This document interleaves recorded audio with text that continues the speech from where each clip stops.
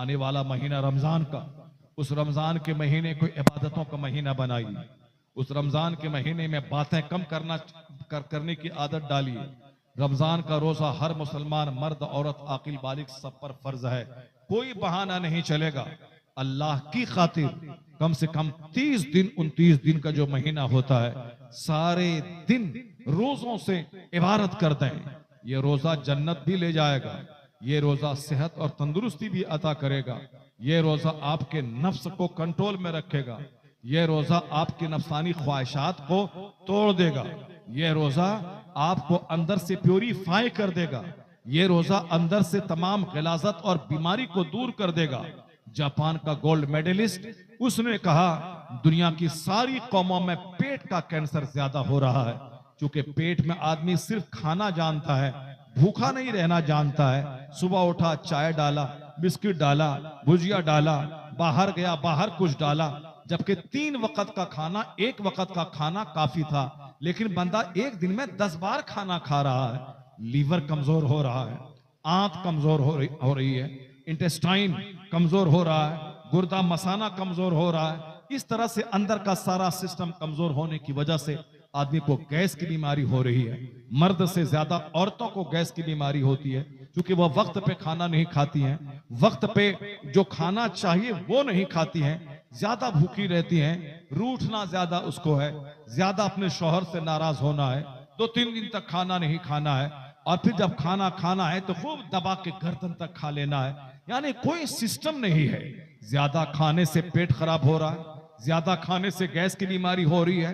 एक महीना रमजान का, जिसमें 12 से लेकर 16 घंटे तक मौसम के एतबार से बंदा भूखा रहता है, तो इस भूख की वजह से आपकी नजर नहीं गई, मगर जापान का एक गोल्ड मेडलिस्ट कहता है कि मैंने कैंसर की बीमारी पे तहकीक किया कि ज्यादा खाने की वजह से पेट का कैंसर होता है, लेकिन यह पेट का कैंसर दूसरी कौमों के मुकाबले में, यहूदी के मुकाबले में, सिख के मुकाबले में, क्रिश्चियन के मुकाबले में मुसलमानों को कम है। क्यों?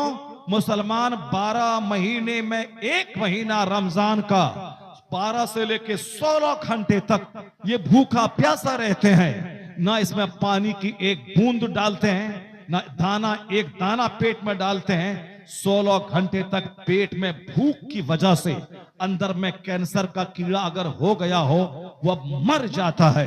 और अगर कैंसर का कीड़ा नहीं हुआ है, उसको यह भूख होने नहीं देती है। इसलिए उन्होंने कहा कि दुनिया की सारी कौमों में पेट का कैंसर बढ़ रहा है, मुसलमानों में अगरचे है मगर थोड़ा % है, और ज्यादातर मुसलमान पेट के कैंसर से महफूज हैं, इसलिए कि यह रमजान का महीना पाबंदी से रखते हैं। यह रोजा इससे कैंसर से बचाता है, यह रोजा इससे लीवर की गड़बड़ी से बचाता है। तो आज वैज्ञानिक ने कहा कि रोजा से सेहत मिलती है, मगर ए मुसलमान, कुर्बान जाओ, जिस पैगंबर का कलमा तुम पढ़ते हो, उस पैगंबर आजम ने 1400 साल पहले कहा था, जिस जमाने में ना अमेरिका का वजूद था, जिस जमाने में ना चाइना जापान की कोई तरक्की की कहानी थी, जिस जमाने में एक कॉलेज और एक यूनिवर्सिटी तक नहीं थी, जिस जमाने में फिजिक्स, केमिस्ट्री, बायोलॉजी का नाम तक नहीं था, उस जमाने में पैगंबर आजम ने कहा था, सुमू तसहु, रोजा रखो तुम सेहतमंद हो जाओगे। लोग कहते हैं रोजा रखने से बीमार होगा, मेरे पैगंबर ने कहा रोजा रखो सेहतमंद हो जाओगे। आज रामदेव जी कहते हैं सेहत चाहिए उपवास कीजिए, हॉलैंड का पादरी कहता है सेहत चाहिए फास्टिंग कीजिए, जापान का गोल्ड मेडलिस्ट वैज्ञानिक कहता है सेहत चाहिए रोजा रखिए। ये सारे लोग आज कहते हैं, और हमारे पैगंबर ने 1500 साल पहले कहा सुमू तसहु, observe fast, you will be healthy, रोजा रखो तुम सेहतमंद हो जाओगे। इबादत की जितनी शक्लें हैं, नमाज, रोजा, हज, ज़कात, इससे जन्नत मिलती है मरने के बाद। इस दुनिया में उसका बेनिफिट है। ज़कात का बेनिफिट है कि माल बढ़ता है, ज़कात का बेनिफिट है कि आपस में मोहब्बतें बढ़ती हैं। जब मेरे पास 1 करोड़ रुपए होते हैं, मैं 2.5 लाख ज़कात निकालता हूँ। ये 2.5 लाख ज़कात मैं किसको देता हूँ? अपने समाज के गरीबों को देता हूँ, अपने समाज के मिस्किनों को देता हूँ, अपने समाज के लाचारों को देता हूँ, तो इससे गरीबों के दिल में मालदार की मोहब्बत पैदा होती है, मालदार की मोहब्बत गरीबों के दिल में पैदा होती है। तो जो गरीब मालदारों की तबाही की तमन्ना करते थे, वो गरीब जब देखा कि अपने माल का हिसाब लगाकर मुझ पर खर्च कर रहा है, तो गरीबों के हाथ दुआ के लिए उठ जाते हैं, इलाही ये मालदार सलामत रहे ताकि मेरे चूल्हे में आग सुलगती रहे, ये मालदार सलामत रहे, खेती हो तब ना वो खेती का उश्र निकाल के मुझको देगा। तो ज़कात का कानून आपसी हारमोनी, आपसी हम आहंगी, आपसी मोहब्बत को पैदा करने के लिए मालदारों के से माल लिया जाए, गरीबों में इसको दिया जाए, ताकि अमीर और गरीब का बैलेंस बना रहे। और जहां बैलेंस नहीं रहता है, वहीं जब गरीबों को मौका मिलता है, अमीरों के घर में आग लगा देता है। जैसे बाजू में बांग्लादेश है, बादशाह के हाथ में आर्मी थी, बादशाह के हाथ में फौज थी, बादशाह के हाथ में सारे खजाने थे, बादशाह के हाथ में सारा पावर था, मगर जब गरीबों के दिल में बादशाह की नफरत फैली, तो वह बादशाह के महल की ईंट से ईंट बजा दिया, बादशाह को महल छोड़ के, अपना वतन छोड़ के भागना पड़ा। तो क्या मतलब, यानी गरीब और अमीर में जब इख्तलाफ पैदा होता है तो समाज में आग लगती है, अमन खत्म होता है। कानून ज़कात ये कानून मोहब्बत है, ये कानून ज़कात अमीर और गरीब के दरमियान की नफरत की दीवारों को तोड़ देता है। यह रोजा नफसानी ख्वाहिशात को मारता है, जिना की ख्वाहिश, शराब की ख्वाहिश, इसको तोड़ता है रोजा। आदमी को अंदर से सॉफ्ट और नर्म बना देता है रोजा। गुस्सा कम करता है, घमंड कम करता है, गुरूर को तोड़ता है, एक दूसरे की गमगुसारी सिखाता है, दूसरे की भूख की हालत की हमदर्दी रोजा सिखाता है। ये 5 वक्त की नमाजें 24 घंटे की नेमतों का शुक्राना है। अगर जुम्मा कोई नमाज पढ़ता हो तो उसको चाहिए कि जुम्मा ही वह खाना खाया करे, खाना हफ्ते में 1 दिन खाए, 1 दिन नमाज पढ़े। अगर कोई ईद बकरीद पढ़ता हो तो साल में 2 दिन खाना खाए और 2 दिन खाना देने वाले खुदा को सजदा करे। लेकिन अगर रोजाना खाना चाहिए तो रोजाना सजदा करना होगा, रोजाना रब्बे करीम की नेमत का शुक्र अदा करना पड़ेगा। ये 24 घंटे में जितनी नेमतें हैं, सांस लेने की, ऑक्सीजन लेने की, खाने पीने की, नींद की, काम करने की, इन सारी नेमतों का शुक्राना है नमाज। इसलिए नमाज हर गरीब, अमीर, फकीर, मुसलमान, मर्द, औरत, देहाती, शहरी सब पर फर्ज है। नमाज पढ़ने से रोजी में इजाफा होता है। हुजूर ने कहा, मुर या अबा हुरैरा अहलका बिस्सलात, ए अबू हुरैरा अपने घर के बाल बच्चों को नमाज का हुक्म दे, इसलिए कि अल्लाह वहां से रोजी देगा जहां से तुम सोच नहीं सकते हो। आमिलों के पास जाने से 1 करोड़ तावीज आम के पेड़ में डाल दें, वहां से सेब नहीं फलेगा। गेहूं के पेड़ में 1 करोड़ तावीज डाल दें गेहूं के खेत में, वहां से चना नहीं उपजेगा। चना का पौधा चना देगा, आम का पेड़ आम देगा। ये दिल बहलाने की बातें हैं कि साहब मैंने ताबीज पहन लिया, असल में शिफा देने वाला अल्लाह है, बीमारी देने वाला अल्लाह है। जब आम के पेड़ में 1 लाख ताबीज डाल दें, वो आम वहां से सेब नहीं निकल सकता है। अगर माँ बाप बुरे रहें, औलाद बुरी रही, 1 करोड़ ताबीज उसको पहना दें, कभी उसका कैरेक्टर और किरदार नहीं संभलेगा, कभी वो बच्चा नेक कुतुब अब्दाल नहीं बनेगा। आम के पेड़ में ताबीज डालने से सेब नहीं निकलता, तो फिर एक पूरी औलाद जिसके माँ बाप की बुराई जिसके अंदर मौजूद है, 50 लाख ताबीज डाल दें, उस बदकिरदारी में कभी भी खुश अखलाकी की फसल नहीं लग पाएगी। दुनिया का सारा काम सिस्टम से होता है, उसी सिस्टम का हिस्सा है नमाज, उसी सिस्टम का हिस्सा है रोजा, उसी सिस्टम का हिस्सा है ज़कात, उसी सिस्टम का हिस्सा है जिंदगी में एक बार हज करना, ताकि अपनी आंखों से बंदा खाने काबा को देख ले, अपनी आंखों से रसूल पाक के रोजे को देख ले, अपनी आंखों से जहां से इस्लाम का सूरज निकला उस जमीन के खजूर के पेड़ को देख ले, मिना, मुज़दलिफा, अरफात को देख ले, ताकि उसके सीने में यकीन की कैफियत पैदा हो जाए। आज बहुत सारे लोग अल्लाह के वजूद पर वजूद का इनकार कर रहे हैं, बैठ कर डिबेट कर रहे हैं, अल्लाह है कि नहीं है। करोड़ों मुसलमान जो जाहिल हैं वो उस डिबेट को देखने के बाद यकीन कमजोर हो जाता है। पहले अल्लाह का डर था, पर अब उस डिबेट के सुनने के बाद इसके दिल से अल्लाह पर विश्वास कमजोर हो रहा है। इसलिए इस जमाने में ईमान बचाने के लिए हमेशा व्हाट्सएप लेके नहीं बैठ जाएं, हमेशा मोबाइल लेके नहीं बैठ जाएं, हमेशा गंदे लोगों की सोहबत में ना रहें। अगर ईमान बचाना है तो हमेशा नेक लोगों की सोहबत में रहें। ईमान बचाना है तो हमेशा कुरान पाक पे नजर डालें। ईमान बचाना है तो आलिमों की सोहबत में रहें, क्योंकि आखिर जमाने में हुजूर ने फरमाया कि सुबह बंदा मुसलमान रहेगा, शाम काफिर हो जाएगा। कुरान में सूरह फातिहा है, उसी तरह एक हदीस है, उसे उम्मुल अहादीस कहते हैं।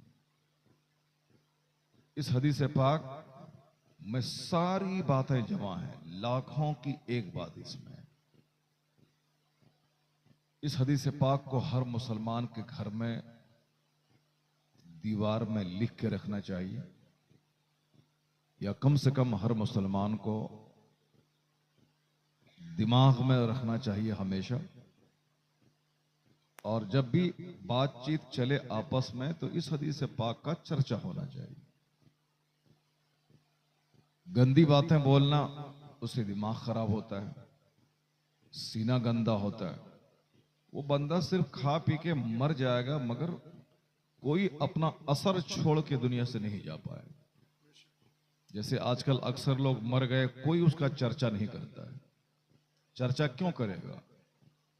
अगर वो बंदा कोई कायदे की जिंदगी गुजारा हो, कायदे की बात बोल के दुनिया से गया हो, तब उसका भाई बोलेगा कि मेरे भाई ने ये कहा था, मेरे भाई ऐसा जीते थे, मेरे भाई इस तरह रहते थे। तो अब उनका भाई गंवार की तरह रहा, खाया पिया, दो चार पैसा कमाया, मर गया, कब्र में सड़ने के लिए चला गया। अब कभी कोई अच्छी बात नहीं बोला तो दूसरा आदमी कैसे उसकी मिसाल देगा? उन्होंने कभी हक के लिए मुसीबत नहीं उठाई तो दूसरा आदमी उसको अपने लिए मॉडल कैसे बनाएगा? इसलिए कहा गया है कि ऐसी जिंदगी गुजार के दुनिया से जाएं कि आपके मरने के बाद लोग आपको अच्छे काम की वजह से याद रखें और कहें कि एक बड़ा नेक इंसान दुनिया से चला गया। मिसाल के तौर पर, अभी आप बाजार से घर आ रहे हैं, एक शख्स रास्ते में आपको मिला, आपकी गाड़ी पे जगह थी, आपने उनसे कहा कि अहमद भाई आप गाड़ी पे बैठ जाइए, तो आप उनके घर तक मोटरसाइकिल से पहुंचा दिया।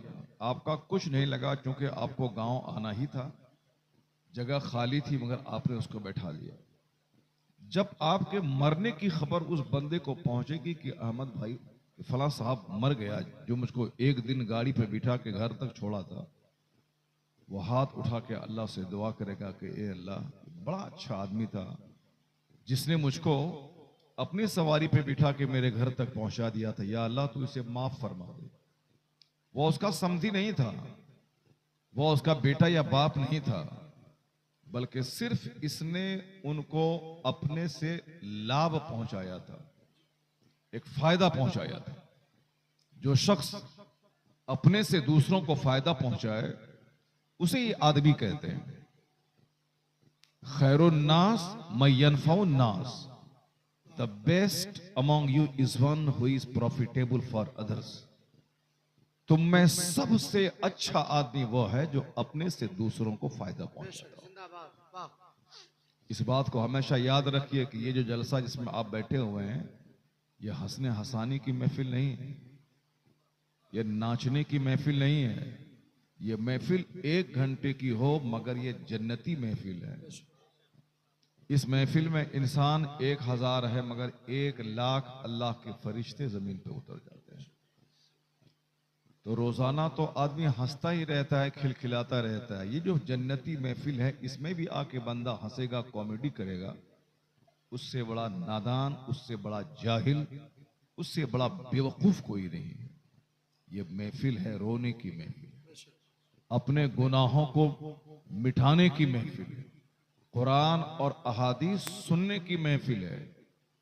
कुरान में आया है, हम और आप सबों के पैदा करने वाले खुदा ने कुरान में कहा है, फल यदहकू कलीलम वल यबकू कसीरा, हंसो कम रो ज्यादा। और आजकल सब हंसना चाहता है, सिनेमा में सब हंसी रहे हैं, सर्कस और नाटोंगी में लोग हंसी रहे हैं, तो उसी तरह जलसे में भी लोग चाहते हैं कि हंसने हंसाने का माहौल पैदा हो जाए। तो फिर तुझ में और जलसे में और फिल्म हॉल में क्या फर्क रह जाएगा? एक आलिम जो कुरान हदीस बयान करता है, इसमें और एक जोकर में क्या फर्क रह जाएगा। इसलिए ये महफिल जोकरी करने के लिए नहीं है। 5 मिनट बोलो मगर ये कहो कि हुजूर ने ये कहा। क्या बात, जिंदाबाद, वाह वाह, माशाअल्लाह। 10 मिनट बोलो, ज्यादा तुमको नहीं आता है तो जोकरी मत करो, ये कहो कि अल्लाह ने ये कहा। बस कुरान पाक की एक आयत सुना दो, उसके बाद चले जाओ। हुजूर के एक हदीस सुना दो। अगर आज आपने कॉमेडी सुनाया तो यही बच्चे कल चाहेंगे कि यहां आप डांस कीजिए। तो अगर हम इन बच्चों की तबीयत का ख्याल रखें तो यहां से रूहानियत खत्म हो जाएगी, डांस शुरू हो जाएगा। जैसे फिल्म में पहले लोग बताते हैं कि बड़ी अच्छी अच्छी बातें उसमें बताई जाती थी, लेकिन धीरे धीरे लोगों की पसंद के हिसाब से औरतों का लिबास छोटा होता गया और गंदी गंदी बातें, गंदे गंदे गाने गाए जाने लगे। और अब लोगों की तबीयत इतनी नापाक हो गई है कि अब जिस्म पे कपड़ा नहीं देखना चाहता है। आने वाला वो वक्त आएगा कि कपड़ा आदमी को बुरा लगेगा। धीरे धीरे आदमी की तबीयत बुराई की तरफ माइल होती है। अल हया शुअबतु मिनल ईमान, हया ईमान का हिस्सा है। हया शर्म, अपने बड़े से शर्माना, अपने छोटों से शर्माना, बात करने में शर्माना, अपना जिस्म खोलने में शर्माना, ये शर्मो हया ईमान का हिस्सा है। जहां शर्म खत्म हुई ईमान खत्म हो जाएगा। आया है ना कि वो इल्लम तस्तही फसना माशिर, बेहया हो जाओ फिर जो करना है करो। बेहया बाश वो हर चे ख्वाही कुन, बेहया हो जाओ, चाहे नंगे नाचो कि बीवी को लेके नाचो कि अपने दरवाजे पे पाखाना करो, कोई कुछ नहीं बोलेगा। अगर कोई बोलेगा तो बोलोगे हम अपने दरवाजे पर नाचेंगे, तुम बोलने वाला कौन है? हम अपने दरवाजे पे पाखाना करेंगे, तुम बोलने वाला कौन है? जैसे आजकल, पहले जमाने में उस्ताद को बच्चा ले जाके बाप कहते थे कि बस ये आपके हवाले है, जान बची रहे, बाकी आप जैसे चाहें इसको एक अच्छा इंसान बना दें। अब उस्ताद प्यार करके, मार करके उस बच्चे को इंसान बनाता था, ताकि ये किसान, काश्तकार, मजदूर, बादशाह, बिजनेसमैन जो भी रहे एक अच्छा इंसान बन के रहे। बोले अच्छा ढंग से बोले, अच्छा ढंग से पहने, अच्छा ढंग से खाए, अच्छा ढंग से दूसरे सलूक करे। वैसे तो कुत्ता भी पैदा होता है, वो भी खाता पीता है, 2-4 बच्चा पैदा करके कुत्ता भी मर जाता है। अगर इंसान भी पैदा हो, खाए पिए, 2-4 बच्चा पैदा करके मर जाए तो इसमें और जानवर में क्या फर्क रह जाएगा? इंसान और जानवर में यही फर्क है कि जानवर के पास अक्ल नहीं है। यही वजह है कि कुत्ता कुतिया से सड़क पे मिल जाता है, कोई कुछ नहीं बोलता, क्योंकि जानवर है वो। एक गाय पे एक बैल चढ़ जाता है, लोग बुरा नहीं समझते, क्यों? वह जानवर है, उसके पास अकल नहीं। लेकिन यही काम अगर एक आदमी करे तो समाज के सारे लोग उसको जानवर से बदतर समझते हैं, क्योंकि जानवर के पास अक्ल नहीं है। तुम्हारे पास तो अक्ल है, अल्लाह ने अक्ल दिया है, तो अक्ल की रोशनी में समझो कि कौन काम तन्हाई में करना चाहिए और कौन काम मजमे में करना चाहिए। इसलिए गौर से मेरी बात सुनिए, वो एक हदीस पाक सुन के जाइएगा। रोजाना तो हमारे बच्चे इधर उधर की बातें करते ही रहते, कभी जलसे में जब आओ तो खामोश रहो, है रे वे रे, ये कौन सा तमाशा है? ये हिंदू 1 लाख का मजमा उसका होता है, उसका गुरुजी आहिस्ते आहिस्ते 2-4 बातें करता है, सारे लोग गौर से सुनते हैं जी। मगर हमारे यहां पता नहीं लुच्चा लफंगा हमारे बच्चे पैदा होने लगे, जलसे में उसको अच्छी बातें सुनना ही नहीं चाहता है। वो अखलाक संवारने वाली बातें, जिंदगी संवारने वाली बातें, दुनिया में मरने के बाद आखिरत में काम आने वाली बातें सुनना ही नहीं चाहते लोग। जबकि तुमको मालूम होना चाहिए कि तुम्हारे इलाके में आज से 50 साल पहले 4-4 दिन का जलसा होता था। 3-3 दिन का जलसा होता था और हिंदुस्तान के जितने बड़े बड़े खतीब होते थे वो सब आते थे। 2-2, 3-3 घंटे की तकरीरें होती थी और साल भर तक उस तकरीर का चर्चा होता था। जैसे मुश्ताक अहमद नज़ामी साहब रहमतुल्लाह अलैह, उनका चर्चा होता था। अल्लामा अरशदुल क़ादरी साहब रहमतुल्लाह अलैह, उनका चर्चा होता था। उस जमाने के जो टॉप के खतीब लोग थे, शेखुल इस्लाम मदनी मियाँ, वो लोग आते थे। उनकी गुफ्तगू एक एक साल तक चर्चा का विषय रहता था। लोग जाड़े में बैठे रहते थे और बातें करते थे कि मौलाना साहब ने यह तकरीर की थी, मौलाना साहब ने यह कहा था। तो जो जलसे में नहीं गया वो भी जो जलसे में आने वाली की गुफ्तगू सुनकर वो बातें सीख लेते थे। यहां जलसे में आने के बाद सुबह सवेरे कोई चर्चा करने वाला नहीं, अल्लाह कोई बात नहीं करता है कि मौलाना साहब ने एक हदीस सुनाई थी, मौलाना साहब ने कुछ कहा था। इसका मतलब है कि आज हमारे, कल तक तो हमारे बाप दादा कुछ अच्छे थे, तो आज हमारे लोग कुछ अच्छे होकर बात सुन रहे हैं, लेकिन आज का जो बच्चा लुच्चा लफंगा जोकर पैदा हो रहा है, इनका बच्चा कैसा होगा 50 साल के बाद? इनका बच्चा कैसा होगा?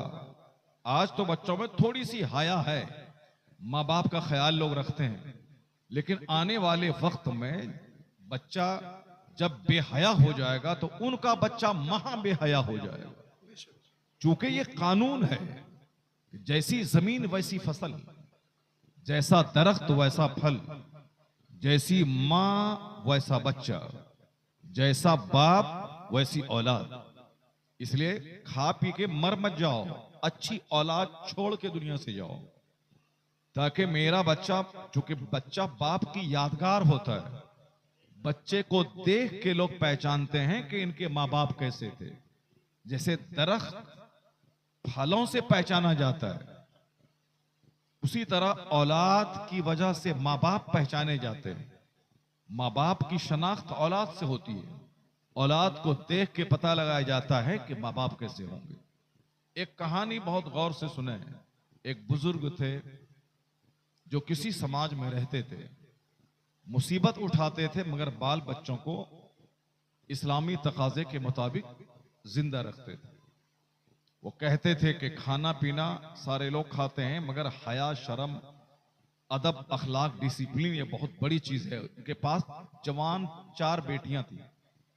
वो बेटियां हया और शर्म के मारे घर में रहती थी, दिन भर में सूखी रोटी खाती थी मगर बाहर बेपर्दा नहीं घूमती थी। पूरे इलाके में लोग जानते थे कि ये मेहनत मजदूरी करते हैं मगर अपने बाल बच्चों को पर्दे में रखते हैं, उनके बाल बच्चे आवारा नहीं हैं। तो अल्लाह ताला नेक बंदों को हमेशा आजमाता है।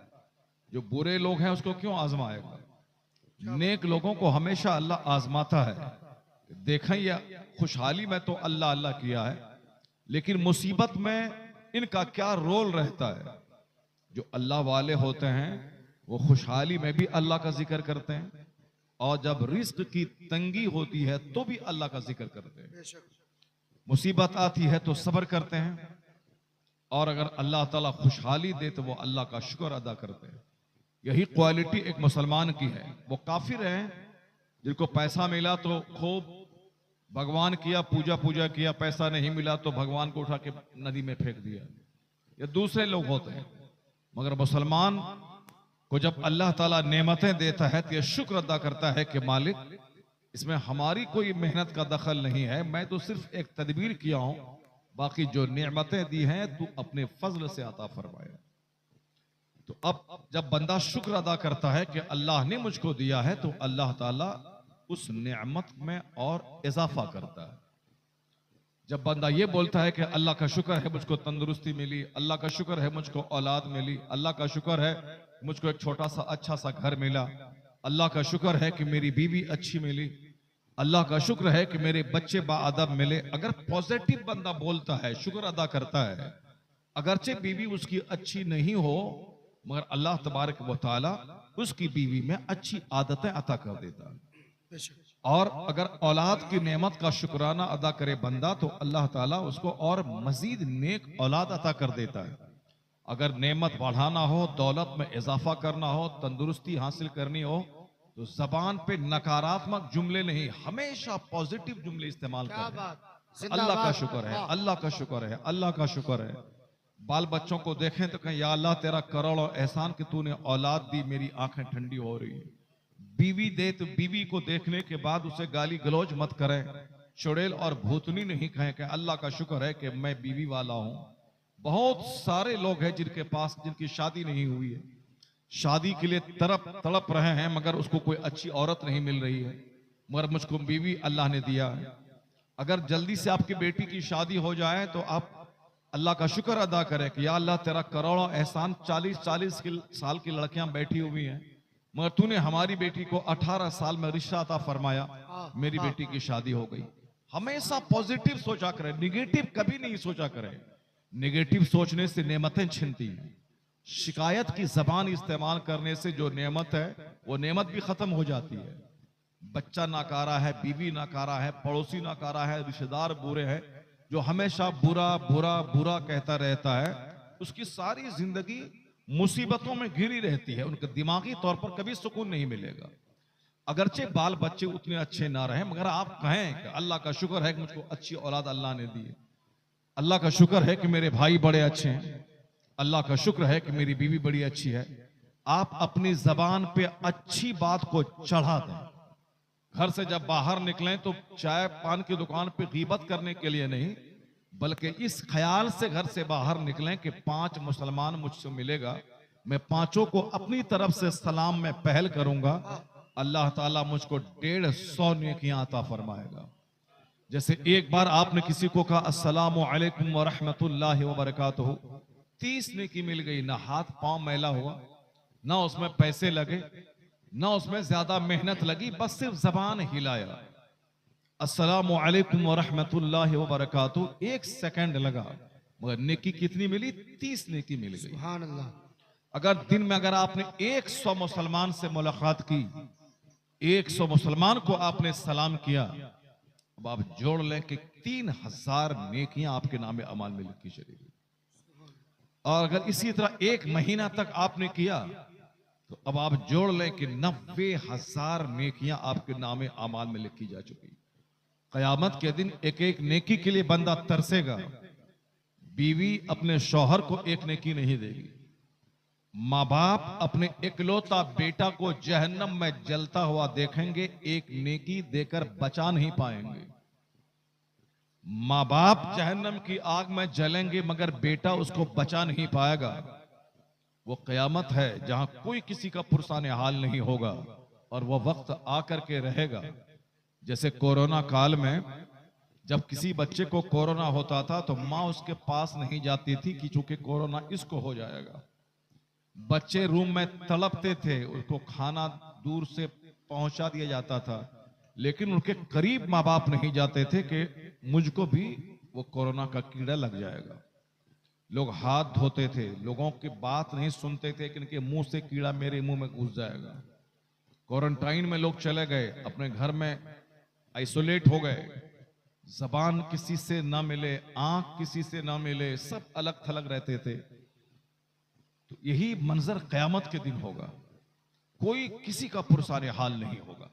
और यह बात कोई मौलवी साहब नहीं बोलता है, जो रब आपका और हमारा पैदा करने वाला है वह कुरान शरीफ में फरमाता है, यौम यफिरुल मर्उ मिन अखी व उम्मिही व अबी व साहिबतिही व बनी, यानी वह दिन जिस दिन भाई भाई से भागेगा, औलाद माँ बाप से भागेगी, माँ बाप अपने बाल बच्चों से भागेंगे, कोई किसी का पुरसाने हाल नहीं होगा। और वह दिन आके रहेगा, जैसे हम 1000 चाहें कि मैं 500 साल तक जिंदा रहूं, और मेरे चाहने से नहीं होगा। जो हमारी उम्र 100 साल के अंदर ही में अल्लाह ने लिख दिया है, 25 साल, 50 साल, 70 साल, 90 साल, उस उम्र को जाने के बाद मुझको मरना है। चाहे मैं 50 खरब रुपए मलिकुल मौत को देना चाहूं कि आपको देता हूं, मुझको 10 साल और जिंदगी दे दीजिए, नहीं होगा। फइज़ा जाअ अजलुहुम ला यस्तअखिरून सअतम वला यस्तक़दिमून। कुरान में आया है कि जब मौत का वक्त आएगा तो 1 मिनट के लिए ना आगे होगा ना पीछे होगा। और गांव समाज में आजकल बूढ़े लोग ज्यादा बच रहे हैं, जवान लोग ही ज्यादा मर रहे हैं। रोजाना जवानों की डेड बॉडी बाहर से गांव आ रही है, कमाने चेन्नई गए, वहां से लाश आ रही है। कमाने के लिए हरियाणा पंजाब गए, वहां से डेड बॉडी आ रही है। हर महीने एक न एक लाश बड़े शहरों से गांव आती है। क्या मतलब? वो मरा है, हम नहीं मरेंगे? ऐसा नहीं है। रोजाना माइक से मौत का ऐलान होता है, फला गांव के फला साहब नहीं रहे। इसका मतलब है कि आज उनका ऐलान हुआ, कल हमारा और आपका ऐलान होगा। इसलिए जो जिंदगी बची है उसको गप शप खाने पीने हुल्लड़बाजी करने में नहीं, बल्कि उस जिंदगी को अल्लाह को सजदा करने में लगा देना चाहिए, नेकी के काम में लगाना चाहिए। कि अगर कल मर गए तो कम से कम मरने से पहले पहले 1,000 बार दरूद पढ़ लें, 1,000 बार कलमा शरीफ पढ़ लें, मरने से पहले सच्ची तौबा कर लें। ये अक्लमंदी का तकाजा है। बेवकूफ लोग दूसरों का मुंह देखता है, हंसता है। मौत का ऐलान हुआ, हंसता है। कब्रिस्तान में मुर्दा को दफनाने गया, हंसता है। मस्जिद में तरावी रमजान में पढ़ने के लिए गया, वहां हंसता है। ये अहमकों की कहानी है। अक्लमंद कब्रिस्तान में कभी नहीं हंसते हैं, क्योंकि कब्रिस्तान हंसने की जगह नहीं है, वो अपनी मौत याद करने की जगह है। आज मैं अपने दोस्त को दफन कर रहा हूं, कल मुझको सारा समाज वाला मुझको दफन करेगा। मेरी जिंदगी का खात्मा हो जाएगा, मेरा नामो निशान मिट जाएगा, कोई मेरा नाम लेने वाला तक नहीं रह जाएगा। मेरे घर के लोग 10वां 40वां करने के बाद ये भी मुझको भूल जाएंगे। अगरचे मैं चेन्नई में रह करके 50 करोड़ का मैं घर बना के बाल बच्चों को दे दूं, 40वां के बाद ये भी मुझको याद नहीं करेंगे। 4 महीना 10 दिन के बाद अगर मेरी बीवी जवान है तो वह दूसरे से शादी कर लेगी, बीवी शादी कर लेगी, हमारे बच्चे मुझको भूल जाएंगे, माँ बाप भी 40 दिन तक रो धो करके चुप हो जाएंगे, सारे लोग भूल जाएंगे। कब्र में रहना पड़ेगा मुझको तन्हा। जिसके लिए मैं जीता रहा वो मेरे साथ नहीं रहेगा। जो काम मैं किया हूं अपनी जिंदगी में वही काम मेरे साथ रहेगा। तो अक्लमंद लोग इसके बारे में हमेशा सोचते रहते हैं। दुनिया में रहना है 100 साल, मिल फर्ज अगर अल्लाह ने 100 साल की जिंदगी दी तो 100 साल, और मरने के बाद कहां जहां जाना है वहां का एक दिन 50,000 साल के बराबर होगा। इसलिए असल जिंदगी वहां की, ये कोई जिंदगी है क्या? ये तो बच्चे जो अभी खेल रहे हैं, आज खेल रहे हैं, 10 साल के बाद ये जवान हो जाएगा। आज से 10 साल पहले मेरी दाढ़ी के बाल बिल्कुल ब्लैक थे और आज दाढ़ी के बाल बिल्कुल सफेद हो गए। हो सकता है कि 10 साल के बाद मेरा नामो निशान दुनिया से मिट जाए। कोई इस नाम का कोई आदमी दुनिया में था, जैसे बड़े बड़े खतीब आए चले गए, आज कोई उनका नाम लेने वाला नहीं है। बड़े बड़े शायर पैदा हुए, चले गए, मर गए, कोई आज नाम लेने वाला नहीं है। आज कोई जफर जलालपुरी का नाम लेने वाला नहीं है। आज कोई साहब हुनर पलामवी बुलबुल की तरह नात पढ़ता था, जैसे कि चहक रहा, कोई नाम लेने वाला नहीं। कारी रजीउल्लाह साहब बहुत बड़े खतीब थे, लाखों का मजमा होता था, पूरे मजमे को जैसे उंगली पे नचाते हो, इतना जबरदस्त खिताब करते थे। लेकिन आज कोई नाम लेने वाला नहीं, कोई फातिहा पढ़ने वाला नहीं, कोई उनकी कब्र पे जाने वाला नहीं। उनका जो बाल बच्चा होगा वही कभी साल में ईद की नमाज पढ़ने ईदगाह गया तो फातिहा पढ़ने चला जाता होगा।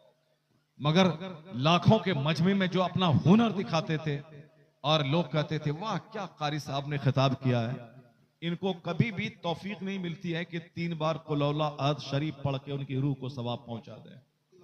सारे लोग भूल जाएंगे, कोई आपका नहीं रहेगा। आपकी खूबसूरत बीवी मर जाएगी तो आप उसको 40 दिन के बाद भूल जाएंगे। तो अब रहेगा कौन आप कब्र में? आपका सजदा रहेगा, आपका रोजा रहेगा, आपकी तिलावत रहेगी। जो जलसे में बैठकर आपने 2 घंटा अल्लाह का जिक्र सुना खामोश रहकर, ये जिक्र आपके साथ रहेगा। जो आपने झूठ बोला ये झूठ आपके साथ रहेगा। जो आपने गीबत करी दूसरों की, ये गीबत आपके साथ रहेगी। जो आपने चुगलखोरी की, ये चुगलखोरी आपके साथ रहेगी। जो आपने माँ बाप को आंख निकाल के देखा, ये बेअदबी आपके साथ रहेगी। यानी बुरा या अच्छा अमल आपके साथ रहेगा। घर, मकान, जमीन, दुकान, कपड़े, यहाँ तक के जूता जो आपने खरीदा है ब्रांडेड जूता, वो जूता भी लोग खोल लेंगे। जो घड़ी आपके हाथ में है राडो, ये घड़ी भी लोग खोल लेंगे। जो अंगूठी आपके हाथ में है, मरने के बाद उस अंगूठी को भी घर वाले खोल लेंगे। जो कुछ भी है, औरतों के कान में, गले में जो जेवर है, वो सारा जेवर घर वाले खोल लेंगे। अब तनहा जाना है, वहां न जेवर है, न अंगूठी है, न जूता है, न चश्मा है, न कपड़ा है, न लिबास है, कुछ नहीं है। क्या है? जो अच्छा या बुरा अमल आपने किया वह आपके साथ चला गया है। बेशक इसलिए अक्लमंदी का तकाजा ये नहीं है कि अपनी जिंदगी को गुनाहों में लथपथ कर दे। अक्लमंदी का तकाजा है कि जो मुख्तसर सी जिंदगी बची है उसको इबादतों में लगा दे। बेशक जिंदाबाद अक्लमंदी का ये तकाजा है। तो अच्छा आदमी वो है जो मरे तो दूसरा आदमी बोले कि ये बंदा बड़ा नेक था, अल्लाह इसको माफ कर दे। घटिया बन के ना मरे कि मरने के बाद लोग कहें एक रजील चला गया, एक झूठा चला गया, एक शराबी चला गया, एक पापी चला गया, एक समाज को तकलीफ पहुंचाने वाला कष्टदायक इंसान चला गया। नहीं नहीं, बल्कि जब मरे तो लोग कहें एक सालेह चला गया, लोग कहें कि एक मुत्तकी चला गया, लोग कहें कि एक मोमिन चला गया। लोग ये ना कहें कि फासिको फाजिर चला गया, नहीं, लोग कहें कि मुत्तकी चला गया। वो बुजुर्ग अच्छे थे, पैसे से नहीं अखलाक से समाज में पहचाने जाते थे। अल्लाह ने आजमाया, रिस्क की तंगी हुई, पैसा कौड़ी की किल्लत हुई, घर में खाना नहीं था, परेशान हो गए। बच्चे जब बच्चियां जवान थीं, पड़ोस वालों ने उस बच्ची का चेहरा नहीं देखा था, लेकिन भूख की वजह से उनकी बेटी बाप से छुप करके घर से बाहर निकली, यह सोच करके मैं बाजार में जाके खड़ी रहूं, कोई मेरा खूबसूरत चेहरा देखकर मेरे करीब आए, मैं उनसे देखने के बदले में रोटी हासिल करूं और खा के भूख की आग बुझाऊं। अल्लाहू अकबर। भूख घर से निकाली थी, भूख की वजह से वह घर से निकली थी। क्योंकि अल्लाह वालों को इस दुनिया में आजमाया जाता है ताकि मरने के बाद उनको खूब इनाम से नवाज दिया जाए। मुसलमान को दुनिया में तकलीफें होती हैं ताकि यह सब्र करे, सब्र का बदला जन्नत मिले। और काफिरों को दुनिया में खूब ऐश मिलता है ताकि खा पी के मोटा हो जाए, ताकि मरने के बाद इसको मार मार के जहन्नम की आग में जलाया जाए। कुरान में आया है, ज़ुय्यना लिल्लज़ीना कफरुल हयातुद दुनिया व यस्खरून मिनल लज़ीना आमनू वल्लज़ीना तक़ौ फ़ौक़हुम यौमल क़यामा। अल्लाह क्या कहता है? दुनिया की जिंदगी काफिरों के लिए सजा दी गई है और ये मुसलमानों को देखकर हंसते हैं, मुसलमानों की गरीबी का मजाक उड़ाते हैं। जैसे आजकल दुनिया के कुफ्फार मुशरिकीन मजाक उड़ाते हैं मुसलमानों की गरीबी का, मुसलमानों के इख्तलाफ का, मुसलमानों के इंतशार का, मुसलमानों की भीख मांगने का, मुसलमानों के साथ गरीब रहने का। ये सब मजाक कुफ्फार मुशरिकीन उड़ाते हैं और ये मजाक उड़ाने का मौका हम भी उनको देते हैं। हम लोग 5 घर की बस्ती है, 5 लोग एक दूसरे से टूटे हुए हैं, एक दूसरे से जंग करते हैं, हसद और जलन में सब डूबे हुए हैं। गांव में 5 मौलवी है, 5 मौलवी किसी से बात नहीं करता है। एक मस्जिद में इमाम और मौजिन है, वो दोनों आपस में उठा पटक कुश्ती लड़ता है, दोनों एक दूसरे के खिलाफ गीबत करता है। नमाजी के सामने मौजिन इमाम की बुराई बयान करता है और इमाम मौजिन की बुराई बयान करता है। ये बताएं, पहले 10-10 हजार लोग समाज में रहते थे, वह सब भाई की तरह रहते थे, कोई किसी की गीबत नहीं करते थे। और यहाँ 2 आदमी मस्जिद में रहते हैं, वो दोनों एक दूसरे को देखना नहीं चाहता है। एक मदरसे में 5 टीचर हैं, 5 कोई किसी को देखना नहीं चाह रहा। एक गांव में 4 नेता है, कोई किसी को देखना नहीं चाह रहा। यानी हम लोग टूट गए आपस में। हमारा दिल जो दूध दिया था पहले, वो दिल नफरतों की आमाजगाह बन गया। इसीलिए कुफ्फार और मुशरिकीन एक एक करके मुझको काटते हैं। एक को काटा, वो चारों बोला कि भले ये काटा है, हम बच गए हैं। फिर उसको काटने के बाद दूसरे को छांटा, उसको काटा, वो तीनों बोला चलो हम बच गए हैं, इसको मार दिया है। सऊदी अरब का हाल, अरब ममालिक का हाल यही है। एक तरफ सद्दाम को झूठा बहाना बना के मारा लोगों ने, दूसरे अरब वाले बोले अच्छा किया है मारा, ये बहुत ताकतवर बन रहा था, ये हम सबको निगल जाता, अच्छा किया मारा। उसको मारने के बाद फिर अमेरिका और मगरबी ताकतें लीबिया के कर्नल कसाफी की तरफ गया, उसको काटा। फिर उसके बाद दूसरे लोगों को काटा। ईरान का साथ लेके सद्दाम को मरवाया था। अब उस ईरान पे जंग के बादल मंडला रहे हैं। अब उस पर उसकी गर्दन पे तलवार रख के अमेरिका अब चलाना चाह रहा है। तो मगरिबी ताकत है हमारे इख्तलाफ से फायदा उठाकर दूसरों को अलग तोड़ तोड़ के सबको मारना चाहती है। और एक हम हैं कि वो मरा है, हम नहीं मरेंगे, और कल इनके पास जब फरिश्ता आएगा ये घिघ आएगा कि हमको छोड़ दीजिए, हमको छोड़ दीजिए, हमको थोड़ी सी मोहलत दीजिए।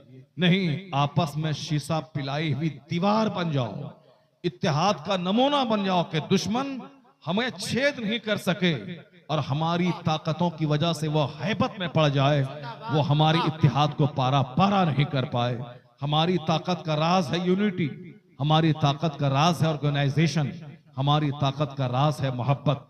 तो मैं आपसे कहना चाहता हूं, वो बुजुर्ग अपने बाल बच्चों की तरबियत करते थे, उनकी बेटी घर से बाहर निकली ताकि मैं दूसरे लोग मेरा चेहरा देखें और मैं 2 पैसे मुझको दें, मैं रोटी खरीद के पेट की आग बुझाऊं। मगर दिन भर वह चौराहे पे खड़ी रही, कोई मर्द उस पर बुरी निगाह नहीं डाला। शाम के वक्त में मायूस होकर जब वह घर वापस आई, उनके वालिद ने डांट के पूछा, ये बता दे कि तू कहां गई थी, क्योंकि ये तो शर्म की बात है एक गैरतमंद के लिए कि मेरी बेटी घर से बाहर निकले।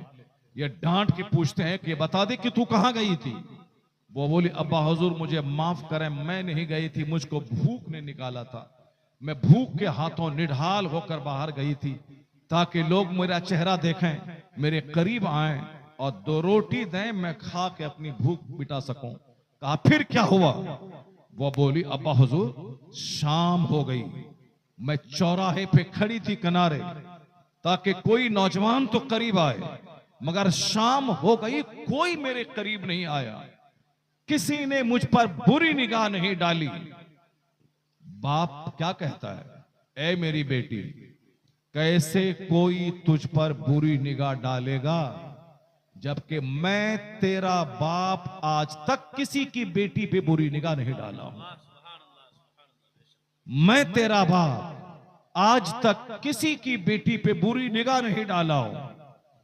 जो अल्लाह से डरता है, अपनी इज्जत की हिफाजत करता है, तो अल्लाह ताला उनके बाल बच्चों की हिफाजत करता है, अल्लाह ताला उनके बाल बच्चों को गुनाहों से बचाता है। ये बता दें, जो अपनी निगाहों को आवारा छोड़ दिया हो, इधर उधर बहकने के लिए छोड़ा हो, अपनी जबान को आवारा छोड़ दिया हो, अपनी शर्मगाह को आवारा छोड़ दिया हो, दिल्ली पंजाब बंबई कमाने के लिए गया, वहां रंग रैलियां मना रहा हो, उनकी घर की बच्चियों की इज्जत का क्या हाल होगा, उनकी बीवी की इज्जत का क्या हाल होगा। जो शख्स चाहता है कि मेरी बेटियां महफूज रहें, मेरी बीवी महफूज रहे, उस पर लाजिम है कि वो अपनी शर्मगाह की हिफाजत करे, उस पर लाजिम है कि वो अपनी जबान की हिफाजत करे, उस पर लाजिम है कि वो अपनी आंख की हिफाजत करे। अगरचे कोई आपके घर में ना हो, जिस अल्लाह से आप डरते हैं, उस अल्लाह का फरिश्ता आपके बाल बच्चों की हिफाजत करता है। आप इस हाथ से बंद कमरे में कोई गलत काम करें, आप अपनी निगाहों के सामने वो मंजर देखेंगे कि मैंने जो गलत किया था उसका बदला मेरी निगाहों के सामने आया है। नेकी की में बड़ी ताकत है, आने वाली नस्लों की हिफाजत करती है नेकियां, आने वाली नस्लों को आपकी नेकी से फायदा मिलता है, आपके बाल बच्चों को आपके तकवा से फायदा पहुंचता है, आपके बाल बच्चों को आपकी नेकी का फायदा मिलता है। उसके बारे में कुरान शरीफ में आप पढ़ते होंगे, कुरान शरीफ में सूरह कहफ में एक जगह आया है कि जनाब मूसा अलैहिस्सलाम और जनाब खिज़र अलैहिस्सलाम ये दोनों जब साथ चलने लगे, एक गांव में गए, गांव के लोगों ने आपकी जियाफत नहीं की, मगर जनाब खिज़र अलैहिस्सलाम ने एक दीवार थी, जो दीवार गिर रही थी, आपने उस दीवार को सीधी कर दिया। जनाब मूसा अलैहिस्सलाम ने कहा कि इस गांव वालों ने हमारी मेहमान नवाजी नहीं की, हमें खिलाया पिलाया नहीं, और आप इन पर एहसान करते हुए उनकी टूटी हुई दीवार जो टूटने वाली गिरने वाली है उसको आपने सीधी कर दी। ऐसे लोग जो बदअखलाक लोग हैं, जो आपका ख्याल नहीं रखा, आप उनकी दीवार सीधी कर रहे हैं। जनाब खिज़र अलैहिस्सलाम ने उस काम की जो हिकमत आपने बताई थी, वो हिकमत यही थी, बज़ाहिर आपको देखने में लगा ये काम अटपटा सा, लेकिन इसके दामन में जो हिकमत पोशीदा है, वो हिकमत यही है कि यह दीवार खजाना इसके नीचे है, मालो दौलत, सोने चांदी, हीरे जवाहरात। उसके ऊपर में यह दीवार बनी हुई है, और यह दीवार गिर जाती तो वो खजाना जाहिर हो जाता, और दूसरे लोग इस खजाने को लूट के लेके चले जाते। मैंने अल्लाह के हुक्म से इस गिरती हुई दीवार को सीधी कर दी ताकि खजाना महफूज रहे, और इस खजाने का वारिस यतीम बच्चा है। वह यतीम जब जवान हो जाए तो ये खजाना अपना हासिल कर ले। वह काना अबू होमा सालिहा, ये दोनों यतीम बच्चे जो इस माल के वारिस हैं, उनके वालिद नेक थे। वह काना अबू होमा सालिहा, उनके वालिद नेक थे, इसलिए अल्लाह ने उस नेक बंदे की छोड़ी हुई दौलत की हिफाजत का इंतजाम अपने नेक बंदों के जरिए कर दिया। वह काना अबू होमा सालिहा, ये जो जनाबे खिज़र अलैहिस्सलाम के जरिए जो इस दीवार को सीधी करवा दी अल्लाह ने, क्यों? इसलिए वह दो यतीम बच्चे के बाप नेक थे, उस नेकी का फायदा उसकी औलाद को मिला। कहा जाता है कि ये इनका अपना बाप नहीं, उनकी नस्ल का कई नस्ल पहले एक इनका दादा परदादा नेक था, उसकी नेकी का फायदा उनकी कई नस्लों के बाद आने वाले पोते को मिला। और इसी को उलट दें, अगर किसी ने बुराई की, अपनी जिंदगी को गुनाहों में लथपथ कर दिया, शराब, ज़िना, सूद, झूठ, दगा, फरेब में लथपथ कर दिया, इसकी तो सेहत जाएगी, इसका तो समझ लें कि इसकी बुनियाद हिलेगी, बुराई की सजा इसको मिलेगी। लेकिन जैसे कई पुश्त पहले के नेक आदमी का इनाम उसकी नस्ल को मिला, उसी तरह मुमकिन है कि आपकी बुराई, आपके गुनाह की नहुसत आपकी आने वाली नस्लों को भी चपेट में ले ले। इसलिए एक बंदा जिना नहीं करता है, बल्कि इस जिना के कीड़े कई नस्लों को तबाह बर्बाद कर देते हैं। एक बंदा शराब नहीं पीता, शराब का यह मनहूस कीड़ा समाज के कई पुश्तों को तबाह बर्बाद कर देता है। इसलिए अपना भला करने के लिए, अपनी औलाद का भला करने के लिए, अपनी आने वाली नस्लों का भला करने के लिए आदमी को बुराई छोड़कर नेकी का रास्ता इख्तियार करना चाहिए। जैसे आजकल डॉक्टर कहते हैं कि आपको शुगर की बीमारी है, शुगर की बीमारी है, हो सकता है कि आपके खानदान में किसी की बीमारी रही हो, तो चलो भाई शुगर मेरे दादा को था, ये मुझको ये बीमारी क्यों लग गई? मेरे दादा को था, 50 साल 100 साल पहले था, ये बीमारी मुझको क्यों लग जाती है? हार्ट की बीमारी बाज खानदान में बहुत ज्यादा होती है कि इनके दादा को था इसलिए इनके पोता को हो गया, इनके बाप को ये बीमारी थी इसलिए उनके बेटा को हो गया। अब लोग उसके खानदान में शादी ब्याह करने से डरते हैं कि इनके खानदान में अक्सर लोग हार्ट अटैक से मरते हैं। जैसे हमारे इलाके में एक मोहल्ला है, उसमें उस खानदान के अक्सर लोगों को अटैक आया।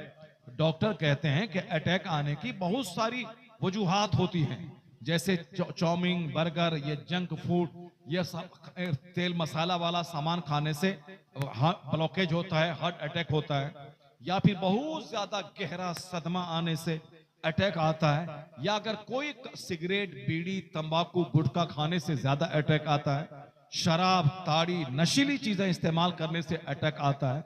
अगर ये कोई चीज नहीं है तो कहते हैं कि हो सकता है कि खानदानी तौर पर आपके खानदान में किसी की बीमारी रही होगी, वह बीमारी आने वाली नस्लों में मुंतकिल हो जाती है।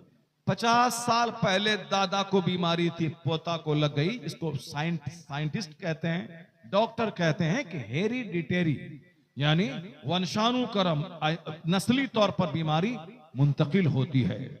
जब वंशानुक्रम के तहत, हेरिडिटरी के तौर पर, नस्ली तौर पर बीमारी मुंतकिल होती है, तो उसी तरह आपका किरदार मुंतकिल होता है, आपका कैरेक्टर मुंतकिल होता है, आपकी आदतें मुंतकिल होती हैं। जैसा बाप वैसी आदतें बच्चों में मुंतकिल होती हैं। इनका दादा ऐसा ही था, जैसे नाक नक्शा देखने के बाद लोग कहते हैं इनका नक्शा इनका बाप से मिलता जुलता है, इनके दादा से मिलता जुलता है, इनकी मां से मिलता जुलता है। ठीक उसी तरह कैरेक्टर किरदार भी मां से मिलता है, बाप से मिलता है। मां दूध की धार के साथ अपना कैरेक्टर बच्चों में मुंतकिल करती है। अगर मां खुदा तरस हो, अगर मां तहज्जुद गुजार हो, अगर मां नेक हो, अगर मां परहेजगार हो, पर्दे में रहने वाली बाहया हो, तो दूध की धार के साथ बच्चों में भी हया मुंतकिल होती है।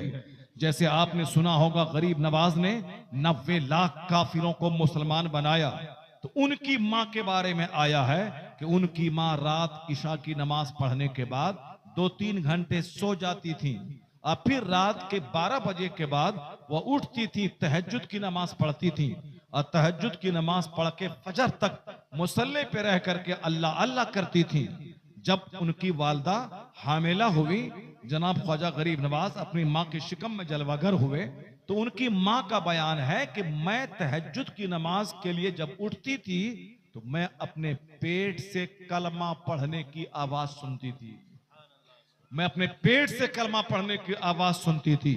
जब मां रात के 6-6 घंटे कलमा शरीफ पढ़े, नमाज पढ़े, तिलावत करे, तो उसके बेटे उसके शिकम में कलमा पढ़े और वही बच्चा जब तवल्लुद होके बड़ा हो जाए और हिंदुस्तान में आए तो 90 लाख काफिरों को कलमा पढ़ा के साहिब ईमान बना दे।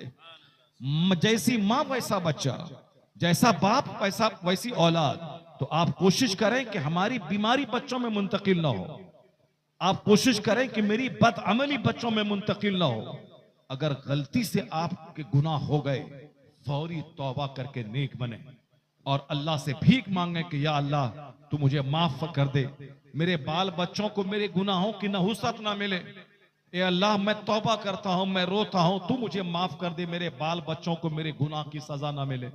आप जब रोएंगे धोएंगे अल्लाह के सामने तो अल्लाह तबारक व तआला आपकी हालत पे रहम फरमाएगा और आपकी यह बुराई आपके बच्चों तक नहीं पहुंचेगी, क्योंकि सब कुछ अल्लाह ही करने वाला है। वही पैदा करने वाला, वही जिंदगी देने वाला, वही मौत देने वाला, वही रोजी देने वाला, वही इज्जत देने वाला, वही जिल्लत देने वाला, सब कुछ अल्लाह करता है।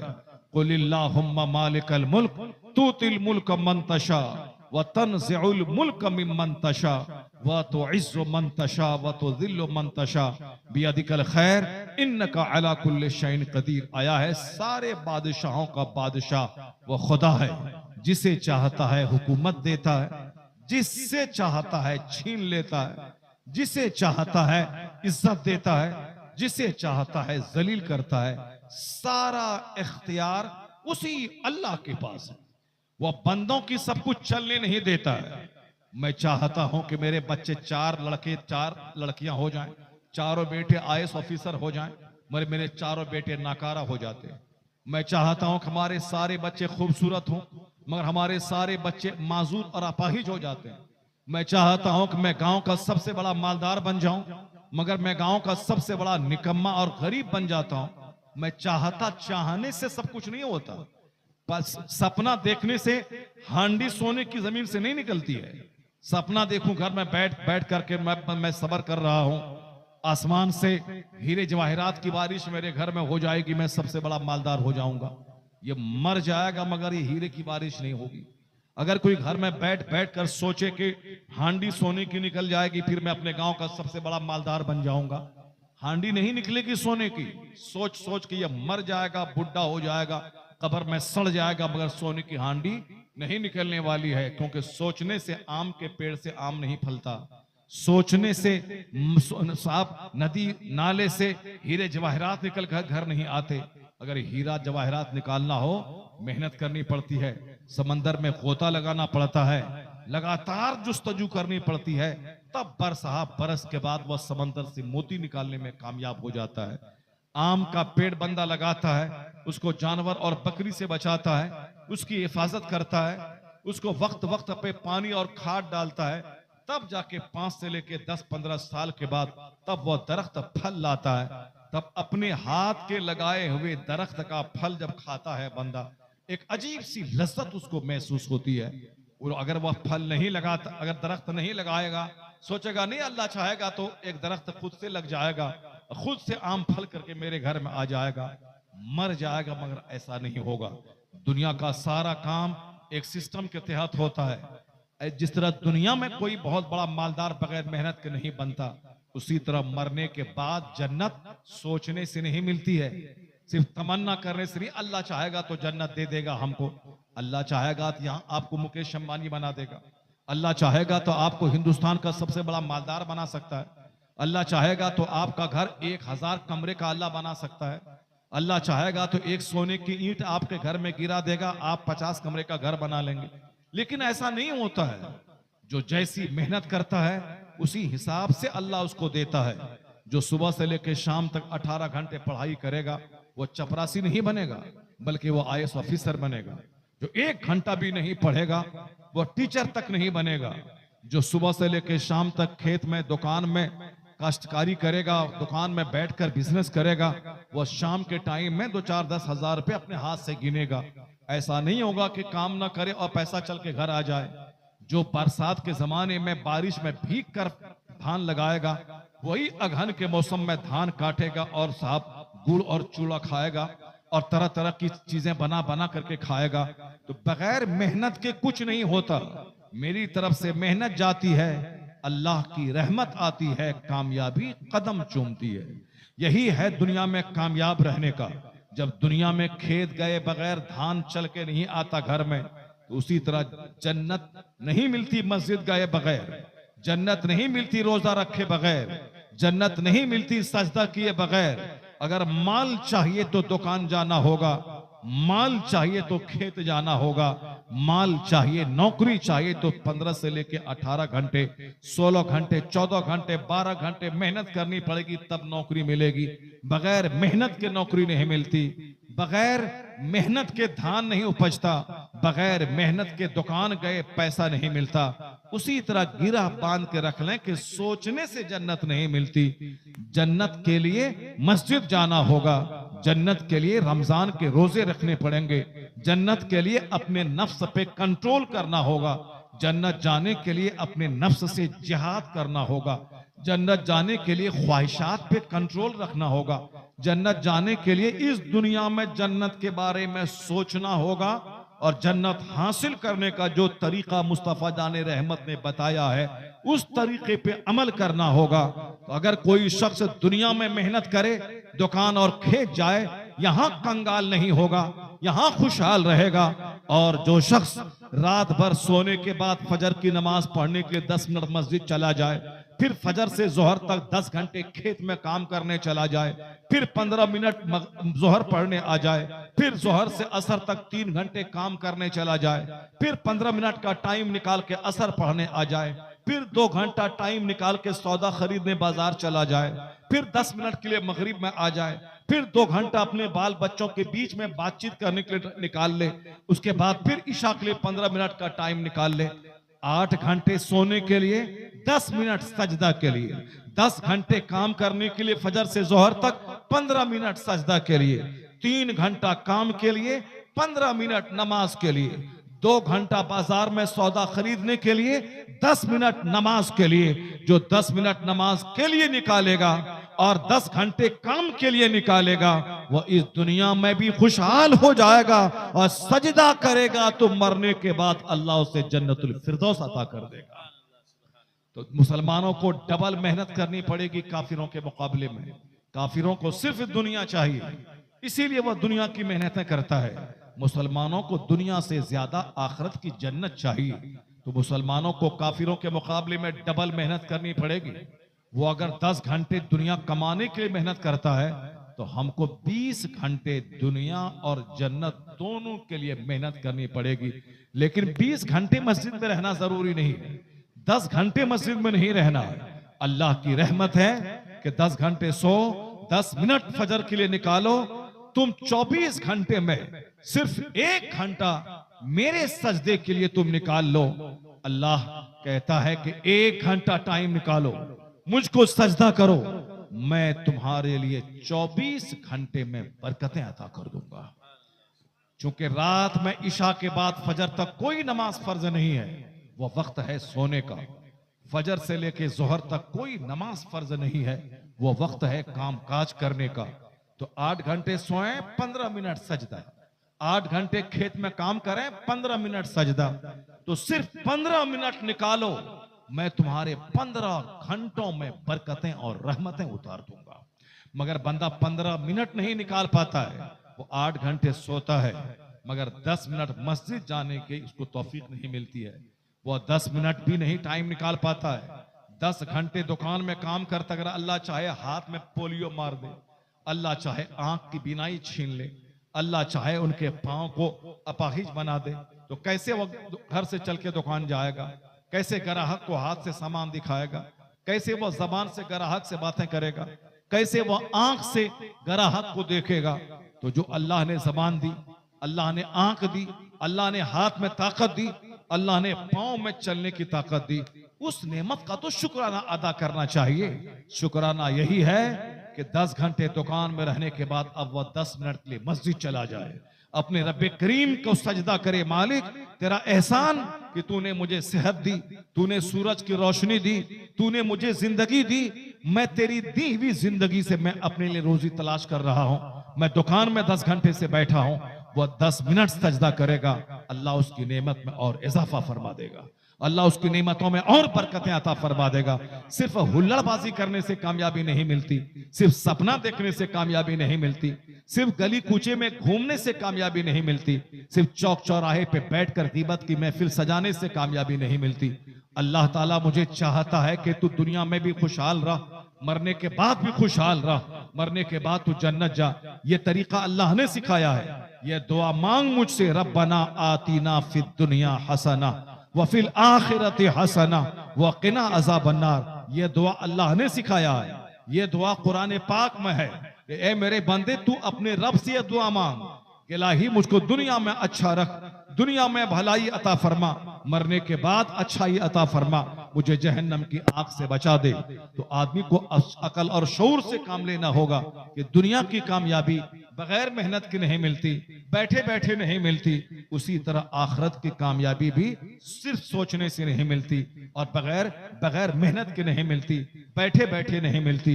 दुनिया में माल चाहिए, दुकान जाना होगा, मरने के बाद जन्नत चाहिए तो मस्जिद जाना होगा। यही राज है, यही पैगाम है, यही सब कुछ कुरान और अहादीस की तालीमात का निचोड़ है। जो मकसद हयात है उस पर बंदा गौर करना चाहिए। आप साहब कॉमेडी में आप मनोरंजन में आप दिल बहलाना चाहते हैं, नहीं है सुकून। जो दुनिया का सबसे बड़ा ब्रिटिश फिल्म स्टार है चार्ली चैपलिन, जिनके पास खरबों की सब प्रॉपर्टी है, जिनके पास करोड़ों का घर है, जिनके पास करोड़ों की कार है, मगर वो भी तन्हाई में बैठ के रोता है और कहता है I like to walk in the rain, nobody can see my tears. मैं बारिश में टहलना चाहता हूं ताकि मैं जी भर के रोऊं, अपना गम हल्का करूं और मेरी आंख के आंसू को कोई देख नहीं पाए। ये कोई मामूली आदमी नहीं है, ब्रिटिश फिल्म स्टार जिसका करोड़ों फैन है दुनिया में, करोड़ों का घर, करोड़ों की कार, करोड़ों की अरबों की संपत्ति, मगर उसके बावजूद उसकी जिंदगी में सुकून नहीं है। वो कहता है कि मैं जी भर के रोना चाहता हूं, बारिश हो, मैं टहलूं, नहाऊं, रोऊं, लोग मेरा आंसू देख नहीं पाए। हिंदुस्तान में बड़े बड़े उद्योगपति हैं जो अंदर से रोते हैं, कभी ज्योतिषी के पास, कभी किसी आमिल के पास, कभी किसी जादू टोना करने वाले के पास जा करके कहते हैं कि मैं अंदर से बड़ा दुखी हूं, मुझको सुख कैसे मिलेगा। तांत्रिक के पास जाते हैं, कोई हाथ में देखे होंगे 10-10 अंगूठी लोग पहने रहते हैं, हाथ में देखे होंगे कि वह धागा बांधे रहता है, हाथ में देखे होंगे कि वह माला बांधे रहता है। क्यों साहब, इस पत्थर से यह मुसीबत दूर होगी, उस पत्थर से वो मुसीबत दूर होगी, इस धागे से ये मुसीबत दूर होगी, उस धागे से वो मुसीबत दूर होगी। क्या मतलब मुसीबत दूर हो गई? नहीं नहीं, ये अरबपति जहर खा के मर रहे हैं। फिल्म स्टार जो खूबसूरती में मशहूर था, सुशांत सिंह राजपूत, वो कोरोना काल में फांसी के फंदे पे लटक के जान दे दिया। जो स्मार्ट था, जो खूबसूरत था, जो करोड़ों में खेलता था, उनको फांसी के फंदे पे लटकने की क्या जरूरत थी? जिनके पास पैसों की कमी नहीं थी, मगर वो फांसी के फंदे पे लटका चुके, जिंदगी में सुकून नहीं था। लता मंगेशकर जी तो हिंदुस्तान की बुलबुल कहलाने वाली, करोड़ों का घर, करोड़ों की कार, करोड़ों की ज्वेलरी उनके पास, मगर वो आखिर जमाने में कहती थी, I like to leave this world, मैं मरना चाहती हूं, इस दुनिया को छोड़ना चाहती हूं। क्यों? इसलिए कि वो कहती थी कि मुझको अंदर से उजला उजला सा लग रहा है। जिस दिन मेरे घर में पार्टी फंक्शन होता है बड़ा अच्छा लगता है, लेकिन जब मेरे रिश्तेदार घर चले जाते हैं तो मुझको बड़ा अजनबी सा लगता है। वो दीवारें काटने दौड़ती हैं। कितनी फिल्में देखूं, कितने गाने सुनूं, कितने गाने गाऊं, यानी जिंदगी में सुकून नहीं है। अमेरिका, यूरोप न जाने कहां कहां घूमने के लिए गई, दुनिया भर का भ्रमण किया, करोड़ों की जेवरात उसके पास हैं, मगर उसके बाद अंदर से सुकून नहीं मिला। मैं कहता हूं, आपको नाच के क्या सुकून मिलेगा? अरबों में खेलने के बाद सुकून नहीं है। आपको दो कमरे का घर बनाने में क्या सुकून मिलेगा? जहां के साहब 50 शहर में 50 बड़े बड़े मकान मौजूद है, आपको एक आल्टो खरीदने में क्या सुकून मिलेगा? जो 50 करोड़ की जागवार कंपनी की कार खरीदने के बाद भी सुकून नहीं है, वो जहर खा के मर रहा है। पता ये चला कि सुकून है कहां, आदमी इंजॉय कहां मिलेगा? तो अल्लाह तबारक व तआला सुकून न महल में रखा है, न सोफे में रखा है, न गद्दे में रखा है, न बाइक में रखा है, न शादी ब्याह में नाचने में रखा है, न घूमने में रखा है, न साहब बंबई और राजस्थान देखने में रखा है। तो सुकून है कहां? कुरान कहता है, अला बिज़िक्रिल्लाहि तत्मइन्नुल कुलूब, जान ले के मेरे बंदे सुकून अल्लाह ने जिक्र में रखा है, इबादत में रखा है, तिलावत में रखा है। दिलों को सुकून न बंगला से मिलता है, न दिलों को सुकून 1000 एकड़ जमीन से मिलता है। जहां तिलावत है, जहां जिक्र है, जहां दुरूद है, जहां सजदा है, वहां सुकून है। अगर यकीन नहीं आए, करोड़ों के घर में तो दिल उजड़ा है, 2 रकात नमाज पढ़े अल्लाह के घर में जाके, करोड़ों के घर में जो करार नहीं मिला था, वो सुकून अल्लाह के घर में 2 रकात नमाज में मिल जाए। अला बिज़िक्रिल्लाहि तत्मइन्नुल कुलूब, जान लें कि दिलों को आराम अल्लाह के जिक्र में मिलता है। आने वाला कहती है कि तुम्हारी शादी कैसे होगी? तुमने दाढ़ी रख लिया, तुमको कोई लड़की नहीं देगा। माँ की वजह से बेटा दाढ़ी मूंड रहा है, बाप की वजह से औलाद नमाज छोड़ रही है। हुजूर ने कहा था 1500 साल पहले, आखिर जमाने में औलाद बर्बाद होगी माँ बाप के हाथों, माँ बाप बर्बाद होंगे औलाद के हाथों, यानी औलाद की वजह से माँ बाप तबाह होंगे। औलाद की ख्वाहिश पूरी करने के लिए माँ बाप सूद खाएंगे, झूठ बोलेंगे, हराम काम करेंगे, और माँ बाप की वजह से औलाद तबाह होगी। ऐसे वक्त में जो ईमान बचाने में कामयाब हो गया, ऐसे वक्त में जो सजदा बचाने में कामयाब हो गया, वही असल में कामयाब है। हुजूर फरमाते हैं, कद अफलहा मन अस्लमा, ही बिकेम सक्सेसफुल, वो कामयाब हो गया जो ईमान लाया, जो इस्लाम लाया, जो इस्लाम को बचाने में कामयाब हो गया और ईमान बचा के दुनिया से चला गया। जब तक बंदा जिंदा है, चारों तरफ ईमान के लुटेरे मौजूद है। एक छोटा सा जलसा यही तो बच गया है, जहां घंटा 2 घंटा मैं दीन सीखता हूं या कुरान हदीस की बात सुनता हूं। कौन है जो मदरसे में जाके 2 घंटा टीचर से कहता हो कि मुझको इस्लाम सिखाइए? नहीं जाता है कोई। इसी जलसे में किसी न किसी बहाने से लोग आ गए। अभी मैं 1 घंटे से आपके सामने जो खिताब कर रहा हूं, मैंने एक कॉमेडी बोला, मैंने एक कोई किस्सा कहानी कहा, मैंने कोई एक साहब बगैर सर पैर की बात मैंने किया। मैंने सिर्फ एक बेसिक बुनियादी बातें मैंने आपके सामने की है, यानी एक बुनियादी बातें जो इस्लाम का बेसिक प्रिंसिपल है, जो इस्लाम का फाउंडेशन है, जो इस्लाम की बुनियाद है। मैंने आपके जमीर को झंझोड़ने की कोशिश की है। अगर 100 आदमी में अगर एक आदमी भी अगर नेक बन गया तो समझ लें कि जलसा कराने का मकसद पूरा हो गया। हुजूर ने कहा था, ए अली, जहां मैं तुझको भेज रहा हूं वहां तलवार मत चलाना, इस्लाम पेश करना।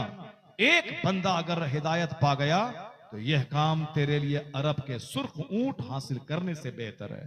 इस हदीस की रोशनी में यह मत बोलिएगा जलसा कराने से क्या होता है, जलसा कराने से क्या फायदा है। अगर 1000 आदमी में एक बंदा जो जहन्नम का रास्ता इख्तियार किए हुआ था, अगर अंदर से वो टूट गया, अपने गुनाहों पे नादिम और शर्मिंदा हो गया, वह नेकी की राह पे आ गया, एक बंदा अगर आ गया तो 50 करोड़ का बंगला बनाने से बेहतर है कि एक बंदा को जन्नती बना दिया जाए। हमारे और आपके हाथ में कोशिश करना है सारे समाज को बदलना, सारी दुनिया को बदल देना, यह किसी मौलाना मौलवी के हाथ में नहीं है। मौलाना के हाथ में यही है, वो अच्छी अच्छी बातें बोलते रहें, जुमा का खिताब करते रहें, दरसगाह में पढ़ाते रहें, या पढ़ाएं बताएं। अल्लाह ताला दिल का बदलने वाला है। मौलाना की जिम्मे फर्ज नहीं है कि गले में चादर डाल के मस्जिद घुसा दें, नहीं, ये सिर्फ नमाज की फजीलत बोलें, फर्जियत बोलें, कुरान बोलें, हदीस बोलें, और ये बोलें, प्रयास करें, बाकी दिल का बदलना ये अल्लाह का काम है। तो अब यही एक सरमाया मेरे पास है, वाज, नसीहत, जिक्र की महफिलें। ये बताइए कि अगर हम अभी 1 घंटा से दीन सिखा रहे हैं, जितने लोग यहाँ आए थे, रोजाना तो सोते ही थे वह लोग, अगर अभी वो 1 घंटा 2 घंटा बैठ करके ये सीख लिए होते तो उनको मालूमात में इजाफा होता, उनको अंदर से लगता कि हमें क्या होना चाहिए था और मैं क्या कर रहा हूं। नहीं, वो भाग गए। क्यों? क्योंकि अच्छी बातें, हक बातें आदमी को सही नहीं लगती। हाँ, अगर मैं यहाँ कोई लतीफा छोड़ दिया होता, बगैर सर पैर की बात बोलता, या हम खुद यहाँ नाचने लगते, या कोई कॉमेडी छोड़ देते, सारे लोग यहाँ रहते। अगर मैं कव्वाली गाने लगता, सारे लोग यहाँ रहते। सारा हिंदुस्तान संभल गया। और पता नहीं हमारा सीमांचल जोन क्यों नहीं समझ रहा है साहब। पूरे हिंदुस्तान में धीरे धीरे तरक्की हो रही है, मजहबी तरक्की हो रही है। अभी मैं परसों महाराष्ट्र से मैं आया हूं, और मैंने वहां देखा साहब, नौजवान सब बच्चे 18 साल के, 25 साल के बच्चे दाढ़ी रख रहे हैं, और साहब इंजीनियर हैं, डॉक्टर हैं, प्रोफेसर हैं। साहब तुम कहाँ पढ़ते हो? मैंने देखा कि सब शादी मदरसे में पढ़ता होगा, लेकिन दाढ़ी है। साहब मैंने पूछा का मैं ITI कर रहा हूं, मैं सिविल इंजीनियर हूं, मैं फला हूं। यानी वो सब इंजीनियर बनने के बाद टोपी और दाढ़ी, और साहब 2-2 लाख रुपए महीना कमा रहे हैं, मगर जलसा तकरीर सुनने के लिए 2, 2.5, 3 घंटे तक वो साहब वो खिताब सुनते रहे, और उसके बाद फिर वहां से वापस हुए। और हमारा बच्चा साहब जोकर, लोफर, 1 टका कमाने की मेरिट नहीं है, न इंजीनियर है, न डॉक्टर है, न प्रोफेसर है, न साइंटिस्ट है, न वैज्ञानिक है, और न ही नमाजी है, न परहेजगार है, न दुनिया ही भी नहीं है और आखिरत भी नहीं है, कहीं का नहीं रहा। बस हुल्लड़बाजी करना, शादी ब्याह में नाचना, जलसे में आया, दूसरों की बहू बेटी को तका, और मजा नहीं आया तो चला गया। पता नहीं लोग न आखिरत के बारे में फिक्रमंद है, न दुनिया के बारे में फिक्रमंद है। हमें आखिरत के बारे में भी सोचना होगा और दुनिया के बारे में भी सोचना होगा। जिस मौलाना को हम बुलाते हैं 50,000 रुपए नजराना देकर आगे पीछे करते हैं, वो हमारे घर की गरीबी, मोहल्ले, समाज का मकान, वो हमारी इस हालतों को देख करके वो अपने इलाके में जाके मेरा मजाक उड़ाते हैं। मैं 50,000 रुपए उसको देता हूं, और यहां से जाने के बाद वो हमारी बदहाली, हमारी गुर्बत का मजाक उड़ाते हैं। इसलिए आप अपनी आदतों को, जब तक हालतों को नहीं संभालेंगे, कोई दूसरा आदमी आपकी हालत संभालने नहीं आएगा। आपको स्कूल में भी रहना है, आपको जलसे में भी 2 घंटा बैठकर दीन सीखना है। मैं इसी पर फोकस दे रहा हूं कि आपको दुकान में बैठना है, खेत में जाना है, स्कूल जाना है, और उसी में से टाइम निकाल के 10 मिनट 20 मिनट मस्जिद में भी आना है, ताकि आपके हाथ में जन्नत भी सलामत रहे, और आप भिखारी नहीं रहे कि दूसरों के सामने हाथ फैला के भीख मांगे। ज़कात दीजिए, खैरात दीजिए, फितरा दीजिए, कुर्बानी का चमड़ा दीजिए, उशरा दीजिए, नहीं, बल्कि आप खुद अल्लाह रब्बुल इज्जत से भीख मांगे, इलाही मैं मेहनत कर रहा हूं, तू मुझे बरकत दे दे, 1 करोड़ दे दे ताकि मैं 2.5 लाख ज़कात निकाल दूं, गरीबों का भला हो।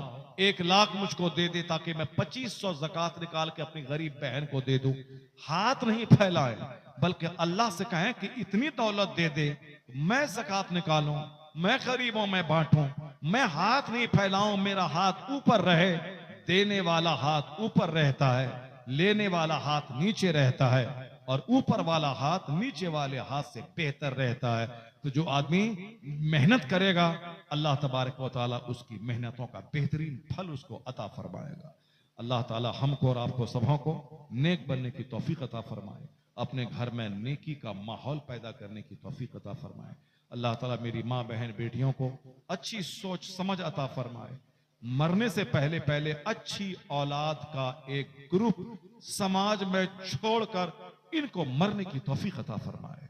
अल्लाह तबारक तआला हमारी बेटियों में हया अता फरमाए, हमारे नौजवानों में अच्छी समझ अता फरमाए, इनको गौर व फिक्र करने का आदी बना दे।